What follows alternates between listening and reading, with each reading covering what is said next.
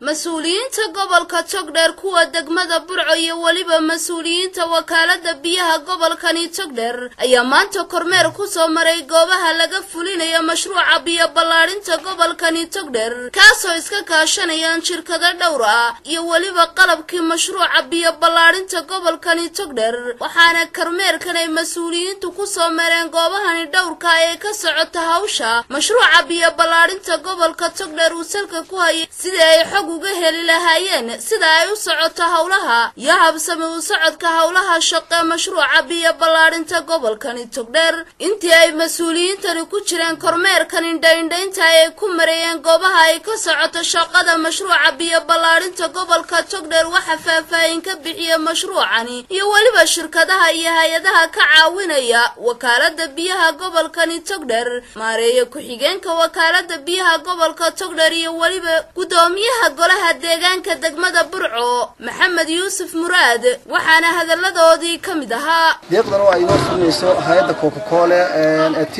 ama TS ay martay oo briefing tahay oo fulinayso waxaan idinku soo dhawaanaa waa 12 kilomitir beeba waxa la dhigayaa 6 ceel oo systemka magaalada lagu xirayo waliba ceelashii macaana ee magaalada ah una fulayo sida ugu dhaqsaha badan waqti aan ka badnayn 20 casho ama 10 casho insha Allah ta'ala iyo fuli doontaa إنك بيبك وضع الله وحكي لنا هذي فتنكي. برنتي ذي الوطن مشروعا وح نجعوي أو آدي أنا نقوم هذنقينا شركة بيبسي كولا بان آدي نقوم هذنقينا يجا أي جعوي نجسي وكاد اللفت جد 20% بيكون دريسة 90% إنها وسلاش كنا دور 20% بيكون دريسة وكاد اللفت جدو أيقون ذي واقوم هسيهين إن هول بدن بانو هذي أو سرفيجي بهذي أو كل دولة هوسية أي كقيب قاتين مكان يودي دونتو إن مالها أنا بيها كوبالارين ومال اللغة بها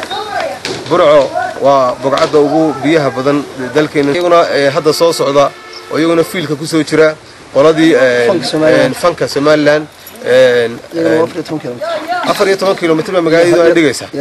وحصوص يقولون قعنت اللغة هي ستوريج كي أما تانجيدي بيها كيتك وأفر تانجية مجالده يقولون كيت قعنت اللغة هي ماريها ما أنت تشوي أو تشوي ماريها هني وماريه بيبلان تبرع والله بالله تالله وان دارته بيكون ريمي عبين برع كمان باهي بيرين